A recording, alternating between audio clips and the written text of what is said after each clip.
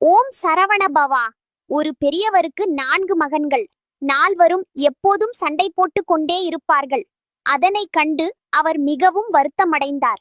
ஒற்றுமையாக இருங்கள் என்று கூறியும் அவர்கள் முடியாது என கூறிவிட்டார்கள். ஒரு நாள் அவருக்கு உடல் நலம் சரியில்லாமல் போகவே தன் மகன்களுக்கு பாடம் புகட்ட ஒரு போட்டியை வைத்தார். நால்வரையும் ஆளுக்கொரு குச்சிகளை கொண்டு வரச் சொன்னார். அவர்களும் கொண்டு வந்தார்கள். தன் மூத்த மகனை அழைத்து 4 குச்சிகளையும் ஒன்றாக கட்ட சொன்னார். பிறகு ஒவ்வொருவரையும் அழைத்து அந்த கட்டிய குச்சிகளை உடைக்கச் சொன்னார். யாராலும் முடியவில்லை. பிறகு கட்டுகளை அவிழ்த்து ஒவ்வொன்றாக கொடுத்து உடைக்கச் சொன்னார். அனைவரும் சுலபமாக உடைத்தார்கள். பெரியவர் தனது 4 மகன்களிடமும், நீங்கள் 4 பேரும் கட்டப்பட்ட குச்சிகளைப் போல ஒன்றாக இருந்தால் உங்களை யாராலும் அசைக்க முடியாது என்று கூறினார்.